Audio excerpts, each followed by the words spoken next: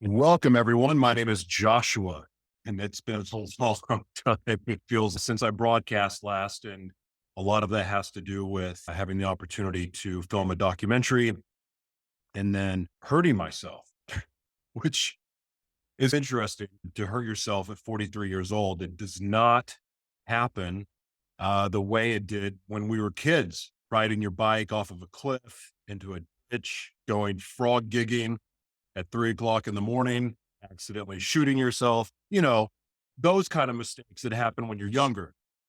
But, me, I just try to go to bed, threw a rib out of place and haven't been able to walk, much less breathe in 4 days. I had to go to the emergency room, or not the emergency room. What do you call it? The urgent care, which acts like an emergency room, I think. And it's much faster than the emergency room. I don't know. I kind of like urgent care. It seems to be better than any other option. That said, I found it interesting that the hospital was empty.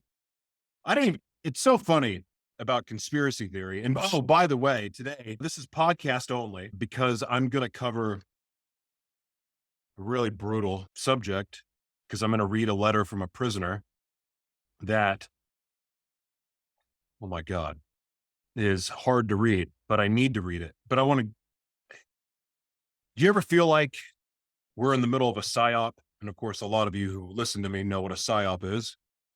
You've heard me talk about psyops. And of course, at the same time, I thought about this yesterday as I was sitting there wondering what the heck was going on with me, trying to get back to life. But I had a lot of time to think. And I thought, well, what if all the people talking about the psyop are the psyop? Like me, if I'm part of the psyop. I am, not on purpose, but it feels like with all of these news articles and headlines that we see and disinformation, getting to the root of the truth and the actual real source of information has gotten very challenging. And I've really been thankful to back off of most of the investigative conspiracy crap that I was doing. Because I got to tell you, like all this stuff about the fourth industrial revolution, which believe me, I believe with all my heart is coming, and everything that we have done for the last 2.5, 3 years has been to prepare for the fourth industrial revolution. So I do believe all these technology changes are not only are happening, but they're happening now. And a lot of them are here, and it's going to get even crazier. But that said, the fear part, the things that are even remotely scary, is that just the psyop too? I don't even know. But I got to tell you that I've become less interested in getting involved in that conversation than I've ever been before.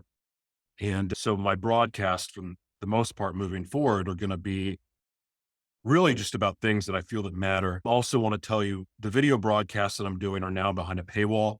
I would appreciate if you subscribe, because all that money goes to the Live Mono Worldwide Foundation, our nonprofit media company, and our mission there. So anyway, thank you for being here. I don't want to waste a lot of time. I don't have a lot of energy today, but it's been over a week since I've done a broadcast, and I just feel lonely now. Just kidding. I'm very thankful for my wife taking care of me because this has been miserable. But I love broadcasting. I love every aspect of what I get to do with Media Company in a Box, and just launched the new menu yesterday. Really excited about add the new pieces to Media Company in a Box, or my own version of it anyway. And that's the cool thing about Media Company in a Box, is it's not a one size fits all thing. It actually is customized to a person or an organization's intellectual property. And it allows them to do, and I like to say, anything that they can dream of, because when you media, all that becomes possible. And of course, obviously, the more money you have to put into it, the more gas you have, so to speak. But you can do it with little money, no money. I've been an example of that for the last 3 years, and my dreams are coming true. So super grateful for what my platform is allowing me to do. Anyway, all right.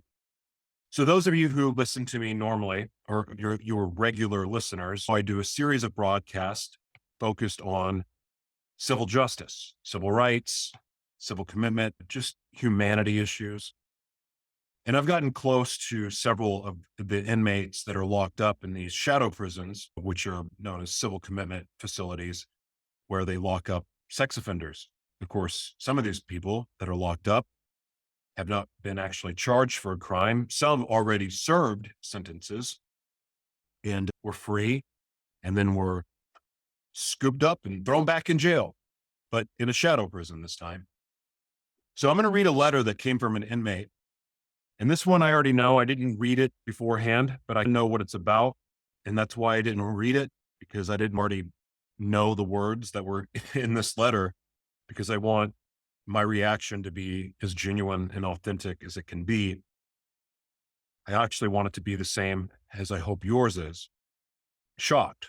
Because like I said, there's one piece of this that I know about already that has me very sad. And I've been regretting this letter for a long time, since I was told that I was going to be sent this letter.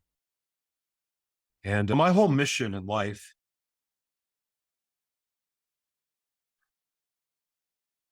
is to help people find hope in in the dark, in the darkest parts of their shadow hell. I want to be the light. I want to show them how to get out of their own hell. I used to live in hell. Of course, I also brought hell on a lot of people too. And it's really strange because being a guy that was molested by men and women and dealt with my own types of abuse, I have every reason to judge and hate some of these sex offenders. But the truth is that a majority of sex offenders were not sexually abused as children. I don't know what that had to do with anything. I just learned that fact yesterday, because it would be easy to assume that sex offenders were violated themselves as kids. And that's not actually the case. 20%. But that said, I have every right, I think, to be angry or mad and label anyone that's ever hurt anyone a monster. But I know it doesn't work that way. I also know that people can change. I know that people can turn their life around. I know that people can have a heart change. I know that people can heal from mental illness. I know people can grow.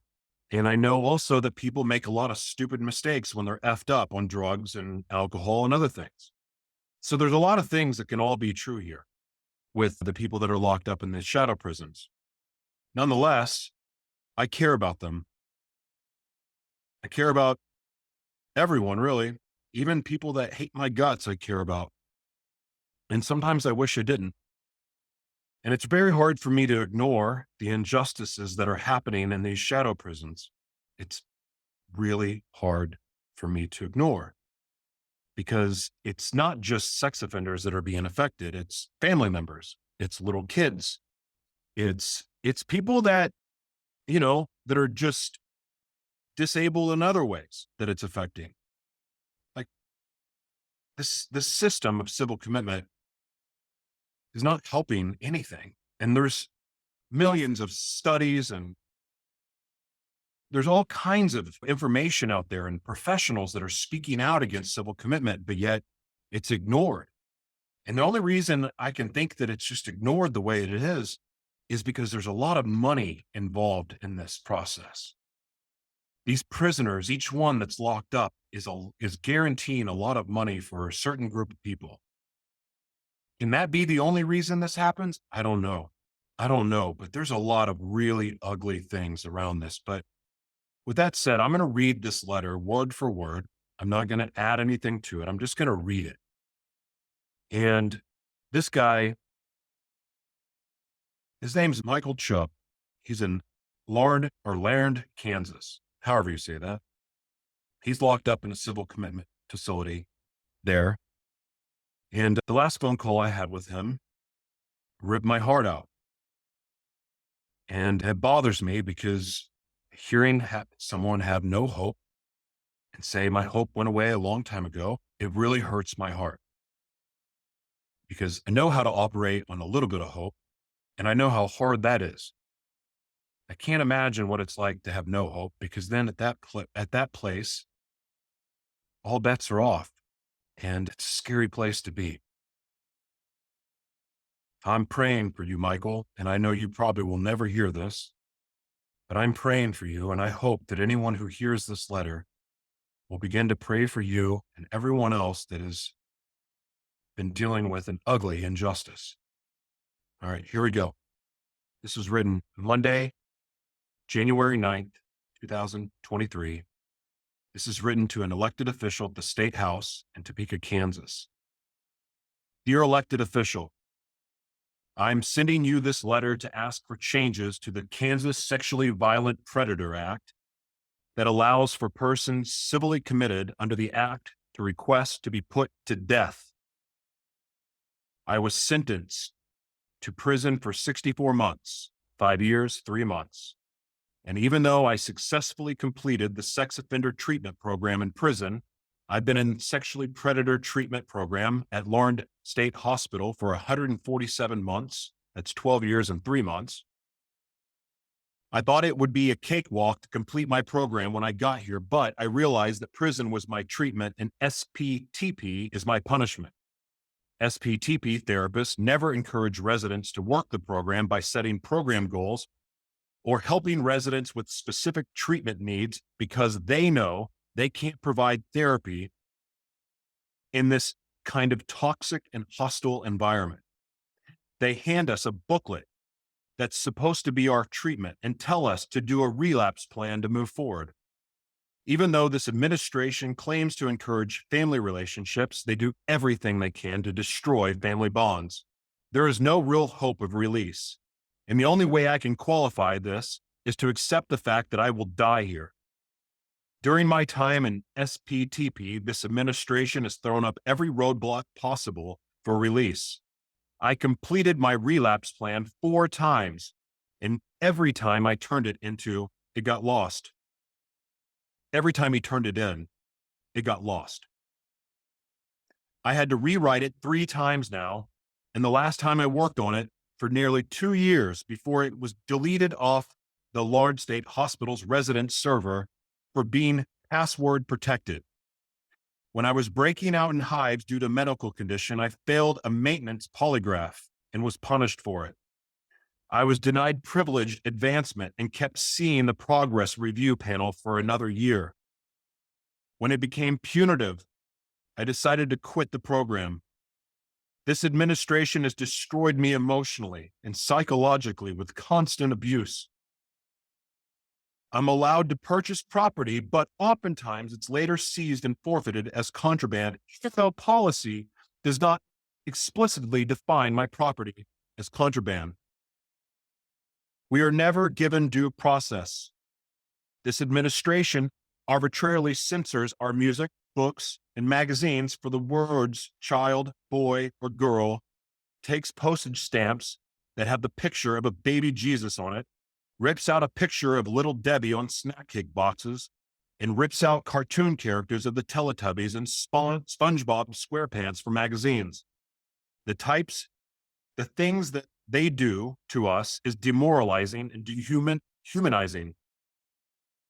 Chief Operations Officer Haley Turner Bennett went as far as taking away our religious rights, and we are no longer allowed to celebrate Christmas on the units with the tree and decorations. In 2012, I was woken up at 3 a.m. and force injected with a tranquilizer, oh my God, for the purposes of helping me calm down. When I woke up, all my property was gone. In 2014, Haley Turner Bennett took my childhood photo album that my mom sent me before she died. It had all of my school report cards, lock of hair from my first haircut, pictures of my siblings, pictures of me growing up, and portraits of people in my life that I drew. I was never told why I couldn't have these things except what the treatment program couldn't verify, that I was the person in the pictures. We are deprived decent medical care, and one resident recently died on January 3rd from neglect.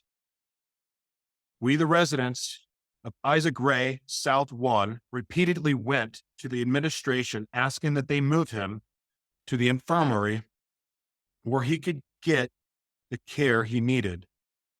But we were shot down each time. Mr. Briggs finally died after a week of being confined to his room and crying out for help. Most of the residents here in SPTP are overweight and on some kind of vitamin supplement due to lack of diet and exercise. Many are on a vitamin D supplements due to the fact that they can't get outside in the sunlight for any reasonable amount of time. The SPTP residents who are not on some sort of security risk are allowed 45 minutes a day. That's less time than a Department of Corrections inmate gets if he was in administration disciplinary segregation. I have no desire for life anymore, and I do not want to live here in SPTP. It is apparent there is no release for me, and I want to end my life. I cannot mentally or emotionally handle the toxic environment and abuse anymore. And even though my therapist has a duty to report abuse, she won't officially acknowledge it out of the fear of losing her job. She wants us to normalize it. There are many other examples of the abuse we suffer here every day. I do not see anyone willing to help us, so I'm asking to be put to death. I'm asking that you please amend the sexually violent predator statute to allow me the right to choose to be put to death. There are other residents here at SPTP who feel the same way that I do, and I'm sure it will be a relief to taxpayers who are paying upwards of $90,000 a year for warehousing me. If you have any questions regarding this issue, please feel to contact me at the address and phone number provided above. Respectfully, Michael Chubb. That address is 1301 Kansas 264 Highway, Larned, Kansas, which is Larned, Kansas 675505353. The phone number 620-285-4777, extension 7. End of letter.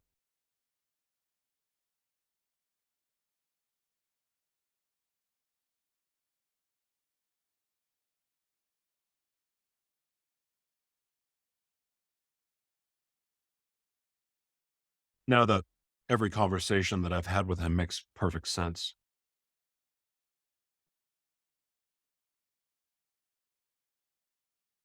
I don't know how to make other people care about this. I'm not a sex offender. But I care. I've been offended, violated. I can forgive. I can look at the bigger picture here. I can recognize that these facilities are nothing but torture facilities, and some people, again, are being tortured and never been charged for anything. Michael served his time, and yet was still thrown in a facility.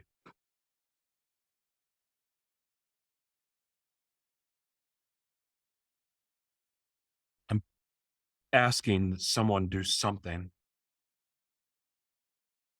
Someone with the power, the authority to bring attention to this, even sharing this broadcast. Help someone care. I want to give hope to the hopeless because I know that anyone can change. I know that anyone can heal. I don't know if Michael even cares at this point, but I care about him. And I care about the other men that are locked up there. And I care about their families because I get to meet with them too. And I know how much they care. Something's got to be done about this. It's got to end now.